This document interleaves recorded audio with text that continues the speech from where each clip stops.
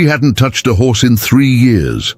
Not since the accident, not since the funeral, not since the whole town quietly decided she was someone to feel sorry for, and then quietly stopped looking her in the eye. But that morning, Miriam walked straight past the fence line, past the warning signs, past the man yelling at her to stop, and she put her hand flat against the neck of a horse that had sent 4 experienced trainers to the hospital. Nobody moved, nobody breathed. And what happened next? Nobody in that arena had ever seen before. Before we get into this story, I need to ask you something, because this one isn't just about a horse. It's about what happens to a person when grief strips everything away. The titles, the confidence, the version of yourself you thought was permanent, and something raw and unexpected rises up in its place. Here's my question. Have you ever surprised yourself, done something that the old you, the careful, cautious, sensible version, never would have dared? Leave your answer in the comments. And while you're there, tell me what city you're watching from. I read every single one. If this kind of story moves you, the kind that's rooted in real places, real pain, and real moments of grace, hit that like button and subscribe. We put out stories like this every week, and you don't want to miss what's coming. Now, let me tell you about Miriam and a horse named Solomon, and the morning that changed both of them and everyone watching. The town of Harlan Flats, Texas, sits in that particular stretch of West Texas, where the land seems to have given up pretending to be anything other than what it is. Flat, hard, and honest. No mountains softening the horizon. No river to romanticize. Just sky and scrub brush and the kind of wind that doesn't so much blow as it leans on you. People who live there tend to be the same way.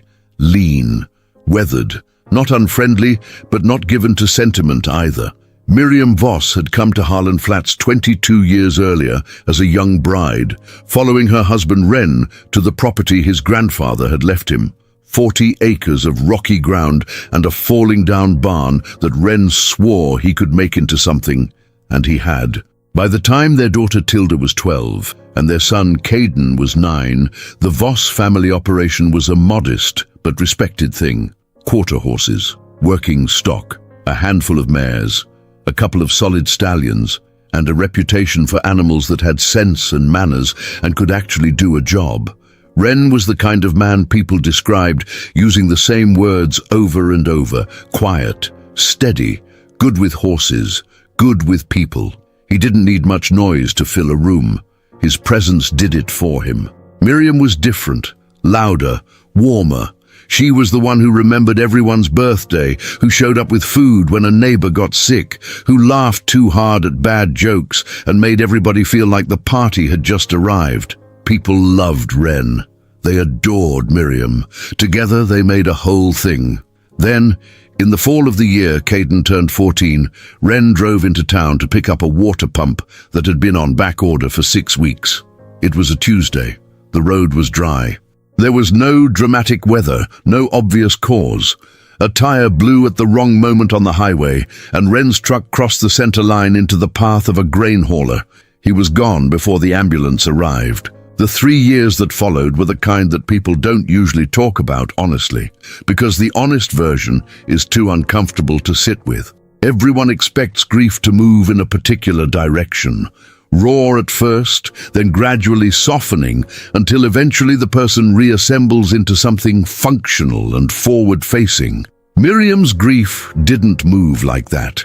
It moved like weather in the Texas Panhandle, unpredictable, capable of going calm for weeks and then hitting without warning. She kept the property running. She had to.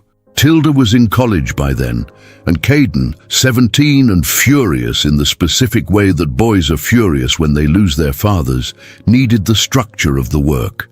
They fed animals, fixed fences, managed what they could, and hired Ezra, a retired hand in his 60s who'd worked 3 ranches in his life and had opinions about everything, to help cover what they couldn't. But the horses were the thing Miriam couldn't quite get back to. She'd always been Ren's partner in the training, the one who read the animals while he moved them. After he died, she found herself unable to stand in the round pen without her throat closing. She managed the business end, the sales, the vet schedules, the feed orders, but the actual hands-on work with the horses she handed off entirely to Ezra, to Caden, to the part-time trainer they brought in named Sutton, who was competent but not inspired. That was the situation in the summer of the 4th year after Ren died. That was when Solomon arrived. Nobody wanted Solomon. That was the truth of it, plainly stated. The horse had passed through 3 owners in 18 months, which in the quarter horse world is a story told without words. You don't need to know the details, because the number itself says everything. He came to them through a phone call from a man named Buddy Farris, who ran a small operation 2 counties over and had found himself in possession of a horse he'd accepted in partial settlement of a debt and immediately regretted. "I'm not asking what he's worth," Bodhi said. "I'm asking what you'll give me to take him off my hands today." Ezra drove out to look at him and came back shaking his head. "Big," Ezra said. "Dark, mean as a January storm." He paused. "Also the most physically perfect animal I've looked at in 40 years. Caden went next. He came back with a bruised forearm and a look of pure respect on his face. "He tried to take a piece out of me through the fence," Caden said. "Through the fence, Mom." Sutton, the trainer, refused to go at all after hearing the description. It was Miriam who finally drove out alone on a Wednesday morning, not with any particular plan or intention, but because she was tired of making decisions based on second-hand information, and because there was something in Ezra's description, physically perfect, that had gotten under her skin in the night and wouldn't let go. Solomon was a black stallion, 16'2" hands, with a chest like a statement, and eyes that tracked you with an intelligence that didn't feel entirely safe. He was standing at the far end of Bodhi's paddock when Miriam pulled up, and he didn't move when she got out of the truck. Just watched her. The way a thing watches you when it hasn't decided yet whether you're relevant. Bodhi met her at the fence. "Don't get in," he said immediately. "I mean it. I let a trainer in there last month. Man's been doing physical therapy since." Miriam leaned on the fence rail and looked at the horse. Solomon looked back at her. There was a long, quiet moment, the kind that doesn't translate well into language because what happened in it wasn't words. It was something more like recognition, not warmth exactly, not friendliness. Just 2 creatures on either side of a fence, each taking the full measure of the other without flinching. "What happened to him?" Miriam asked. Bodhi shrugged. "Before the first owner? Nobody knows for sure, but you can guess." She could guess.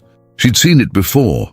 Horses that had been handled badly early, sometimes violently, who had built walls around themselves so thick that the fear underneath had long since calcified into something that looked a lot like aggression.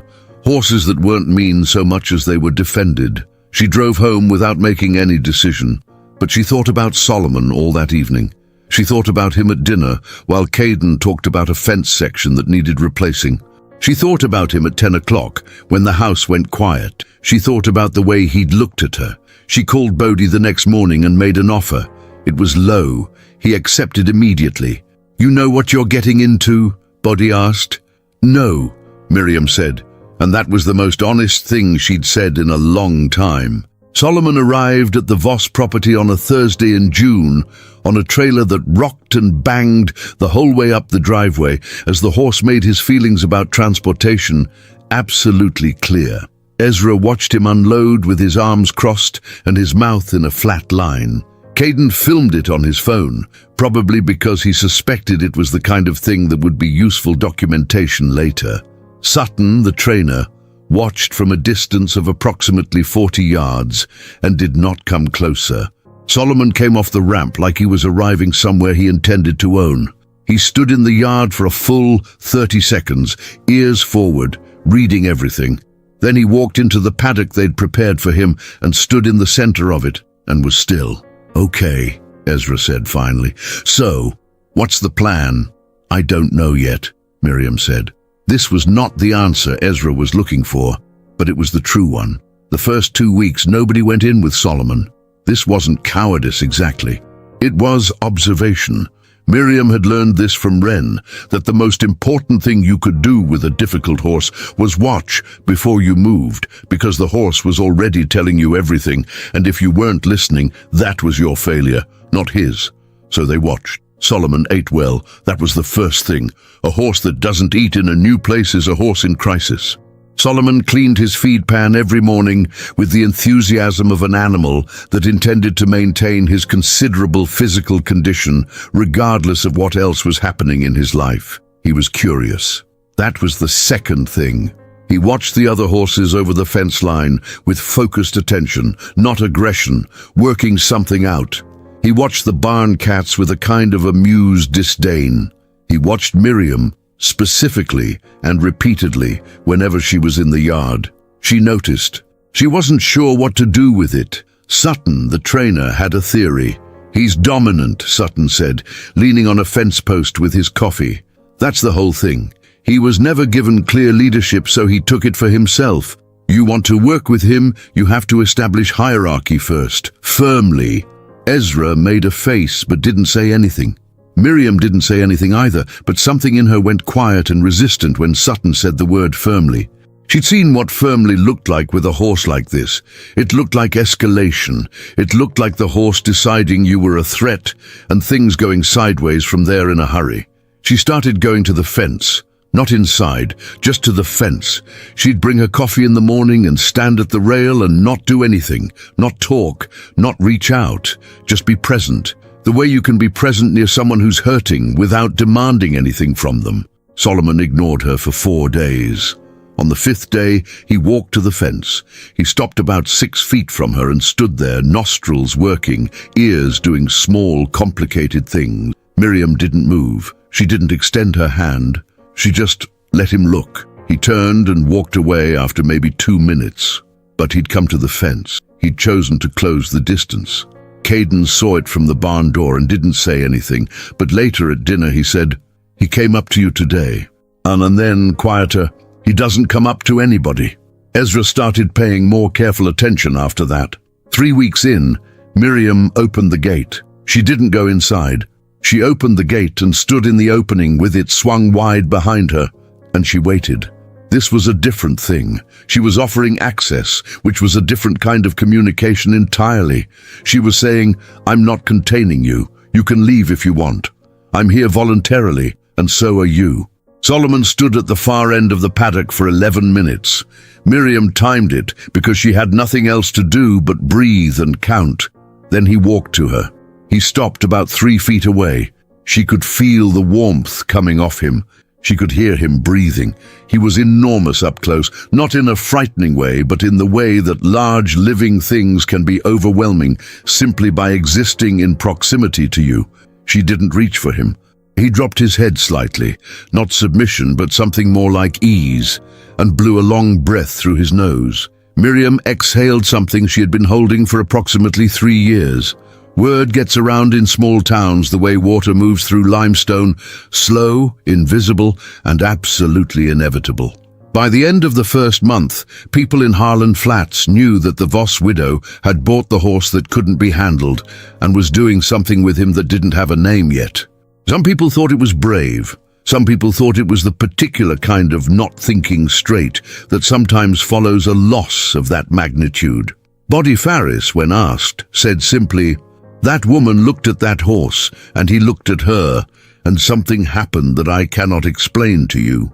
The Regional Quarter Horse Association held its late summer gathering at the Alderman Arena, a proper facility about 18 miles outside of town with good footing, covered stands, and the kind of social weight that meant people came from 3 counties over, and whatever happened there got talked about for months. The event director was a man named Garvey Tuck, 50s, experienced, deeply skeptical of anything he hadn't seen before. He ran a tight operation and was known for tolerating exactly 0 nonsense. Someone, possibly Ezra, who was not above a little strategic mischief, had mentioned to Garvey that the Voss Stallion might be worth seeing at the gathering. An exhibition, maybe. No pressure, just a chance to show what the animal could do in a public setting, which was useful for any horse being considered for the breeding program. Garvey had agreed. with the specific and stated caveat that if the horse caused problems in his arena, Miriam would be responsible for any damages and the horse would leave immediately. Miriam had agreed to this without telling Caden until the following morning. Caden's response involved several words she noted with interest, having not heard him use them before. Ezra thought it was the right call. "Horse needs to perform," he said. "That's what these animals are for. You keep him here forever doing fence conversations. You're not helping him, you're just keeping him comfortable." Sutton declined to participate in the exhibition.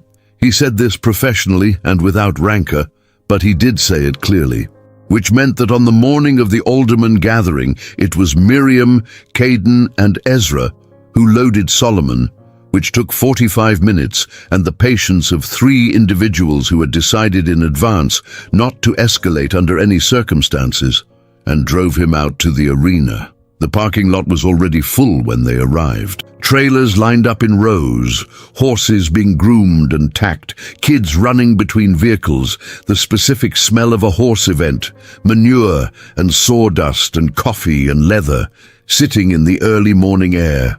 People noticed the Voss trailer pull in. Not immediately, but within minutes, because Solomon could be heard from the lot, not in distress, but in announcement. A big, resonant sound that said, "I have arrived." Several people drifted toward the trailer out of professional curiosity. Several more drifted away out of professional caution. Word had gotten around. They settled Solomon in a temporary stall and let him decompress from the trailer. Miriam walked him twice around the outside of the arena on a lead rope. He was alert, coiled, taking everything in, and then brought him back and stood with him in the stall doorway the way she'd been standing at his fence for weeks. He was breathing hard. His eye was up, processing, but he wasn't panicking. "Okay," Caden said quietly behind her. "Maybe." The exhibition was scheduled for mid-morning between 2 judged classes. By the time Miriam led Solomon into the Alderman arena, there were probably 300 people in the stands, which was more than the usual draw because the story had circulated. The Voss woman, the dangerous horse, the thing that might happen or might not. Garvey Tuck stood at the gate with his arms crossed. He looked at Solomon, looked at Miriam and said simply, "You sure?" "No," she said. Same answer she'd been giving for 2 months. He stepped aside. She didn't bring a saddle. She didn't bring a bridle. She walked Solomon into the center of that arena on a single cotton lead rope, 12 feet of nothing between her and 1,200 pounds of horse that the broader world had collectively decided was unmanageable. And then she unclipped the lead. The arena went completely silent. Not the performance kind of silence, where people are holding their breath for a trick. The other kind, the kind where the audience suddenly understands that what they're watching is real, and that real things can go wrong. Solomon stood free in the center of the arena and looked at the crowd. His head came up, not nervous, but aware. He turned a slow circle, reading the stands, reading the space, reading the exits. A horse like this in a strange place, with a crowd, there was 100 different ways it could tip into something dangerous. Miriam stood still at the edge of his vision, not calling to him, not reaching, just there. He turned to look at her. She waited. He walked to her. She turned and walked away from him, and he followed. Not because he was tied to her, not because she had food, because in 2 months of fence lines and open gates and quiet mornings, she had become, for this horse, the most trustworthy thing in any landscape, and in a strange landscape, you move toward trustworthy things. She changed direction. He changed direction. She stopped. He stopped. She moved in a circle. He curved around her, matching her radius, his shoulder at her shoulder level, both of them moving in that old instinctive grammar of herd motion. There was a woman in the 3rd row of the stands, a trainer named Rhea, who had been working horses for 30 years in the hill country, who said afterward that she started crying and didn't know when it had started, just noticed at some point that her face was wet. Garvey Tuck at the gate uncrossed his arms. Ezra, from his seat in the 1st row, removed his hat and held it in his hands. Caden, who was 18 and not given to public emotion, was sitting very still with his jaw set in a way that meant something was happening inside that he wasn't ready to show yet. Miriam had not planned this demonstration. She had not choreographed it. She had no idea going in what Solomon would do in a public space. What she had was 2 months of showing up honestly and without agenda to a creature who had been given every reason to trust no one. And he had decided against his history to trust her. The exhibition lasted 14 minutes. At the end of it, she reattached the lead rope and walked him out of the arena. 300 people watched her go and then exhaled together like one organism. Someone started clapping, then everyone did. What happened next was not supposed to happen. This needs to be said plainly, because what came after the applause was not a planned continuation of the demonstration. It was a separate thing, unscheduled and alarming, and ultimately, though nobody knew this yet, the most important 14 seconds of the entire morning. A boy named Fletcher, 9 years old, son of a family that kept a small breeding operation on the north end of the county, had been sitting in the stands next to his mother during the exhibition. He was a horse-crazy kid, the kind who lives and breathes this world, who falls asleep with his face in books about bloodlines, and who can name the Grand National winners back 15 years.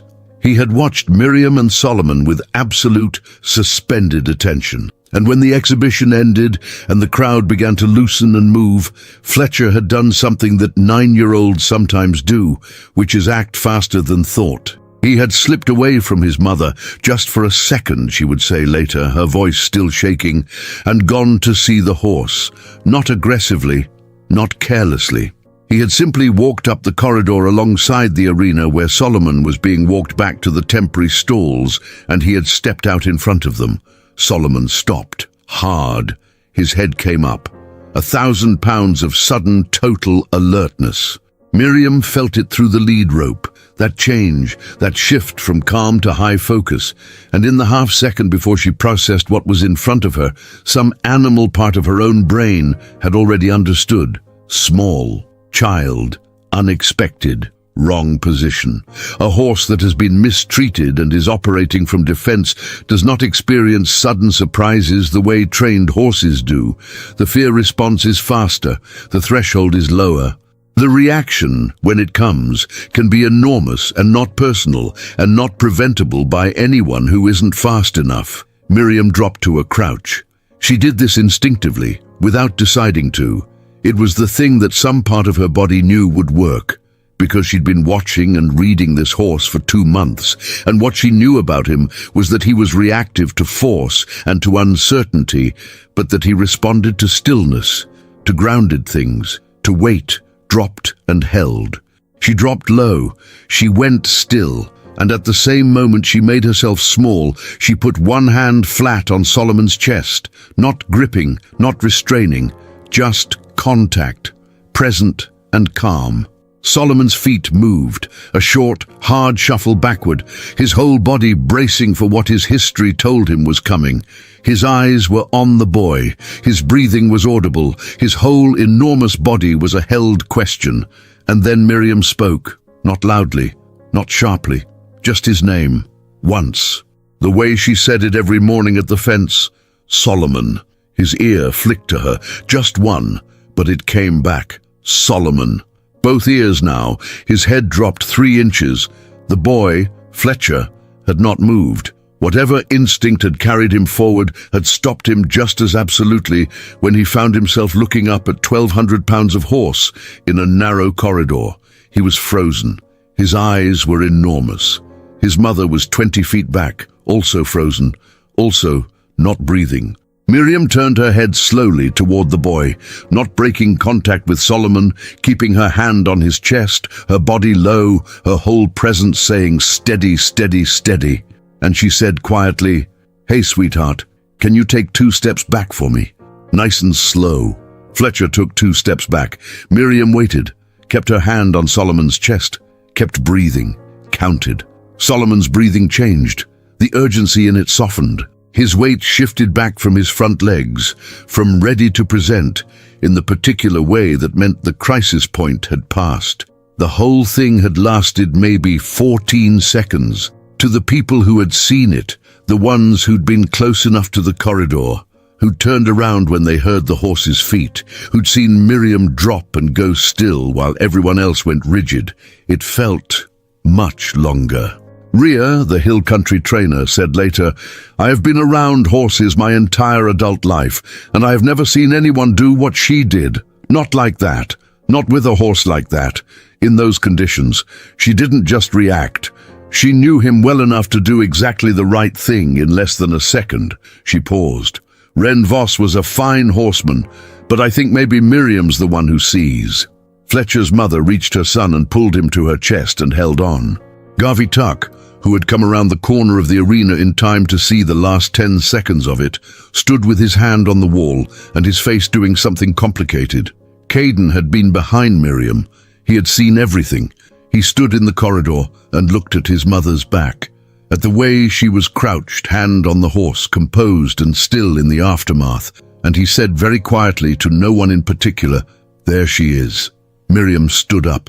She ran her hand up Solomon's neck to his pole. The horse leaned into it, barely, just slightly, but he leaned in. She clipped his lead secure, turned to the boy and his mother and said, "He's okay. You're okay. Everyone's okay." And she walked the horse back to the stall. Her hands were shaking by the time she got the door latched. She stood with her forehead against the wood of the stall and breathed. Solomon came to the door and stood with his nose close to her shoulder. After a while, she straightened up. "Good boy," she said, and she meant it about both of them. The alderman gathering went on the rest of the day without incident. Miriam sat in the stands for the afternoon classes and drank bad arena coffee and felt the particular looseness that comes after adrenaline passes and leaves you slightly emptied out and strangely clear. Ria found her between classes and sat down without asking permission and introduced herself. She had a training facility in Fredericksburg and a waiting list, and she was direct in the way that people are direct when they've lived long enough to know that indirection wastes time. "I want to talk to you about Solomon," Ria said. They talked for 40 minutes. What Ria was proposing was not complicated. A formal partnership for breeding and training, with Solomon as the centerpiece of a program built around horses that conventional methods had failed. Ria had clientele. She had facility. She had reputation. What she didn't have was what Miriam had with Solomon, that specific, hard-won, unnameable thing. Miriam said she'd think about it. She thought about it on the drive home, Caden at the wheel, Solomon quiet in the trailer behind them for the first time since they'd owned him. Ezra had fallen asleep in the back seat within 10 minutes of leaving the parking lot, which was its own kind of commentary. "That woman offered you a partnership?" Caden asked. "Yes." "Are you going to take it?" Miriam looked out the window at the West Texas landscape rolling past, flat and honest, and lit gold in the late afternoon. "I think so," she said. Caden nodded slowly, and then, "Dad would have liked today." She didn't answer right away. She let the sentence sit in the cab of the truck with them, let it have its weight and its truth. "Yeah," she said, "he would have." That night, back at the property, after Solomon was settled and fed, and standing quietly in his paddock in the blue dusk, Miriam sat on the fence rail with a glass of iced tea and looked at the horse and felt something she hadn't felt in a long time. Not happiness, exactly. Not the loud, uncomplicated version of it that she'd had before. Something older, something earned. The kind of feeling that lives right up against grief instead of replacing it, that occupies the same space without cancelling anything out. She was still Ren's wife. She was still the woman who'd stood at a graveside and felt the ground drop away beneath her. She was also, apparently, the woman that Solomon had chosen. She wasn't sure yet which version of herself had walked into that arena, but she knew she was walking out different. The partnership with Ria became official in October.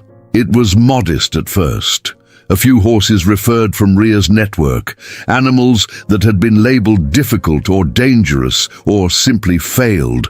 sent to the Voss property for something that was never quite described in the brochure, but that people in the horse world started calling among themselves the Miriam approach. She never named it. She never trademarked it. She couldn't have explained it in a way that would have satisfied a certification board or a methodology document.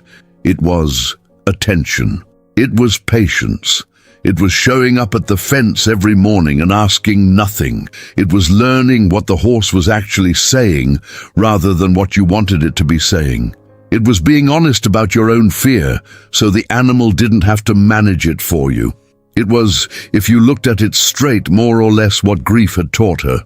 Ezra said one morning, watching her work a new arrival, a roan mare named Lux, who'd been pulled from a bad situation and spent 3 weeks staring at walls. "You know, you're not fixing them." Miriam glanced at him. "What am I doing?" "Letting them know someone's going to stay." He thought about it. Most of what's wrong with a hurt animal is they've been left. They don't need complicated. They need... He gestured at her, at the fence, at the whole arrangement. This. Tilda came home for Thanksgiving and met Solomon for the first time. She stood at the fence and he walked to her within 10 minutes, which Caden said was a land speed record for Solomon and possibly an indication that Tilda had their mother's specific quality. Tilda said, "He looks at you like he trusts you." Miriam said, "He does. It took a while." "How long?" Miriam considered it. "About the same amount of time it took me to trust anything again." Tilda looked at her. Then she put her arm around her mother's shoulders and they stood at the fence in the November afternoon while Solomon watched them with his large, dark, intelligent eyes. And the wind came across the flat land the way it always did, leaning on everything, not without affection. Fletcher, the boy from the corridor, wrote her a letter, a handwritten one on paper that had a horse drawn in pencil in the corner, the way a 9-year-old draws horses, all enthusiasm, proportions roughly approximate. "Dear Mrs. Voss, my mom made me write this, but I wanted to anyway. I'm sorry I scared your horse. I just wanted to see him up close because he was the best horse I ever saw. I'm going to be a horse trainer when I grow up. If you say it's okay, I would like to come visit Solomon sometime. Your friend, Fletcher." She wrote back and said yes. Fletcher came with his mother on a Saturday in December, and Miriam stood with him at the fence rail for an hour and explained simply and without condescension what she'd learned about Solomon and how and why. Fletcher listened with his whole body, the way children listen when something is exactly the thing they needed to hear. Solomon, across the paddock, observed this for a while. Then he walked over and stood at the fence. Fletcher breathed in sharply. "Don't reach for him," Miriam said quietly. "Let him decide." Solomon dropped his head and blew gently through his nose. Fletcher made a sound that was almost a word and then wasn't. "He remembers you," Miriam said. And then, after a beat, "He's not scared of you." Fletcher looked up at her with his large, serious eyes. "Is he scared of anything?" Miriam thought about it honestly. "Not much anymore," she said. "He's working on it." "Same as me," she didn't say, but she thought it. "I want to leave you with this because I think it's the part of the story that stays." Miriam didn't set out to heal a horse. She didn't have a program or a mission or a redemption arc mapped out in her head. She set out to get through the next morning, and then the one after that, and somewhere in the getting through, she started going to a fence where a frightened and defended animal stood, and she stayed there, she stayed there. That's the whole thing, if you strip it down to bone.